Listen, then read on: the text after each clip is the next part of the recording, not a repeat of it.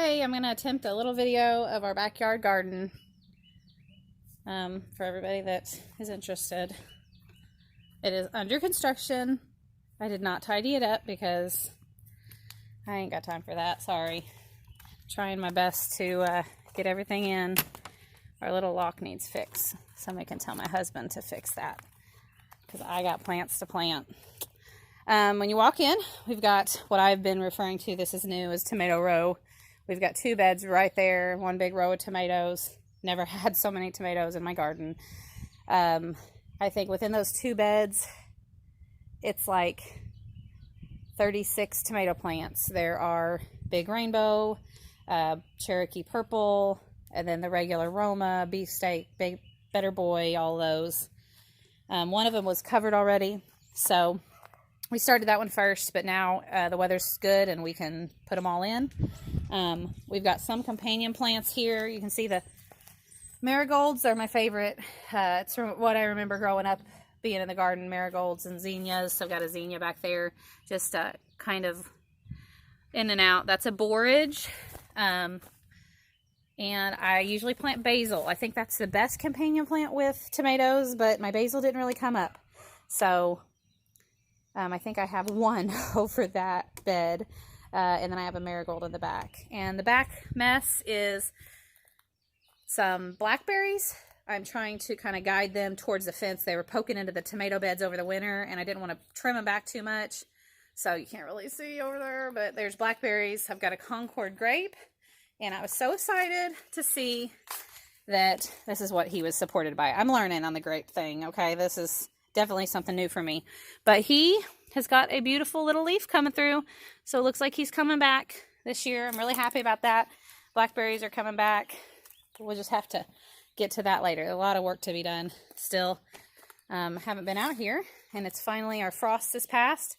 We've got two fire rings. The one on this side that is all stuff growing from last fall.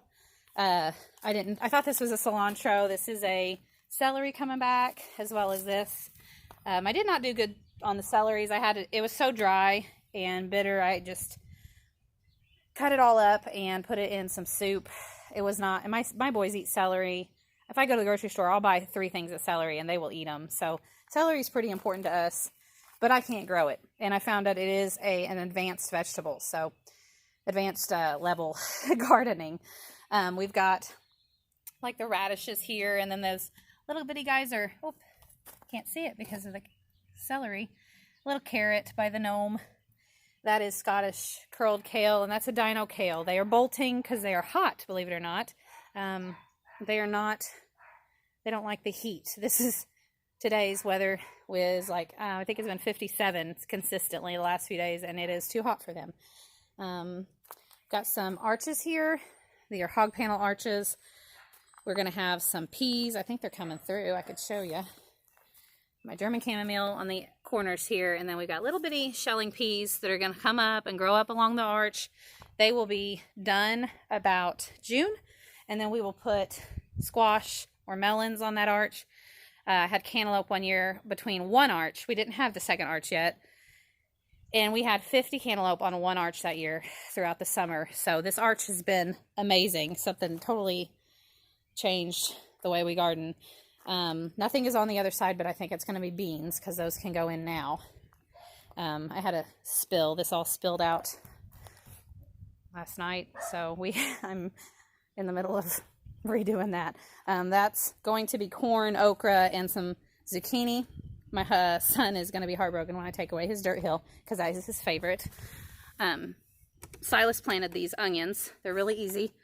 Just dug a couple-inch trench, and he gets to put them in a row, and the bulbs kind of stick out of the soil. They do not go all the way underneath, and they're doing really good.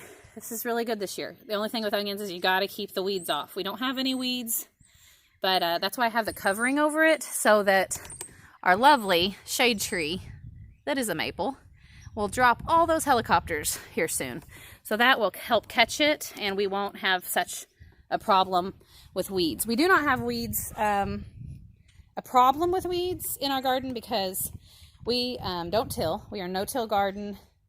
but we lay on top a layer of compost. Some of it comes from our compost over here in the big bright blue barrel. Some of it comes from the city. The city has a compost area down by the water treatment plant, and you can go and fill up a truck for free, or you can ask them to dump one on a big old dump truck. Comes and, or not a dump truck, but they scoop it up and put it in your truck, and you have to pay $20. So we just have shovels and we go get it and we top off the beds, and it is really good compost. This is a mess of a bed.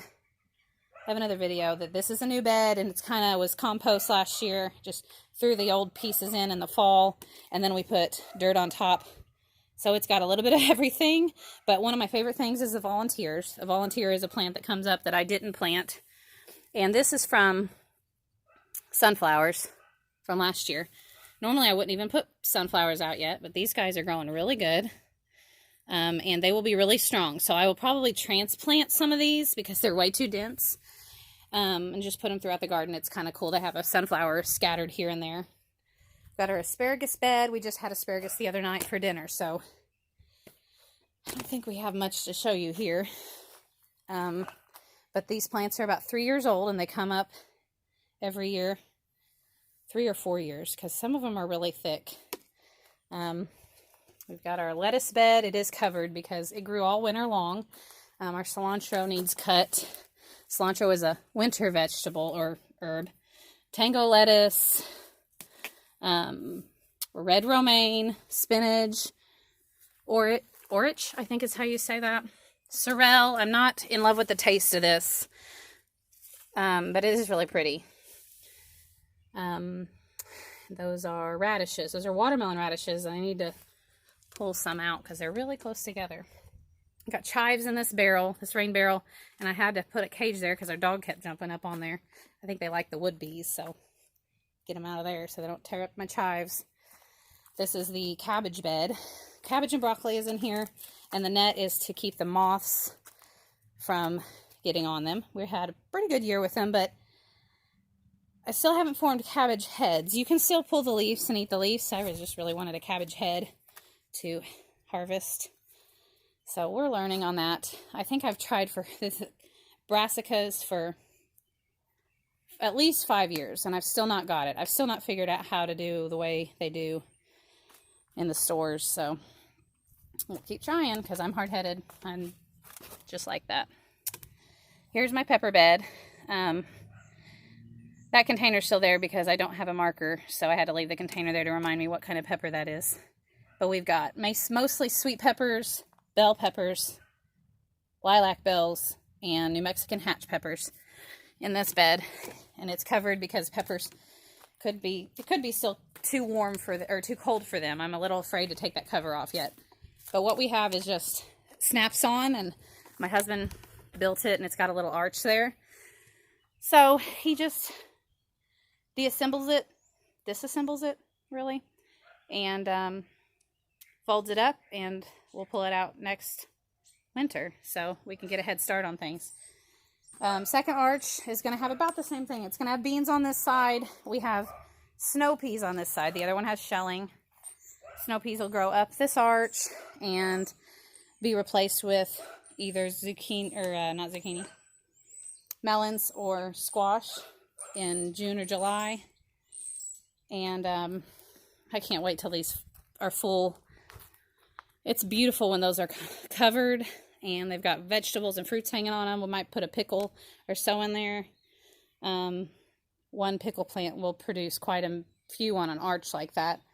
So I haven't shown you these fire ring, I don't think. If I did, I'm sorry. I actually had to redo this video because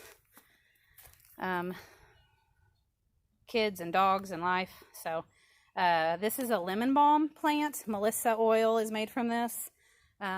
Melissa oil is very good for memory, and they actually suggest it for Alzheimer's. And so I really wanted to grow this in my garden, and it is coming back beautifully. It's a perennial. And this oregano, I've already harvested it, and it is coming back again. It is huge. And carrots on that side, carrots in the pot there, and green onions. The boys have a little project going on. I think Mama got that ready for them. They have some pine trees that they pulled up at Mama's house and they're in the little terracotta pots. So that is about it. That's our garden. We got our tomato growing on the fence as well. Lots of mud in the yard still. And we'll have, I think, over 50 tomatoes by the end of this. But I like to can. I like to eat them fresh, kind of, but I really like to can. I like to cook and can. It's my favorite. So thank you for watching. I hope to have an update every week or every couple weeks when we have progress. Thanks.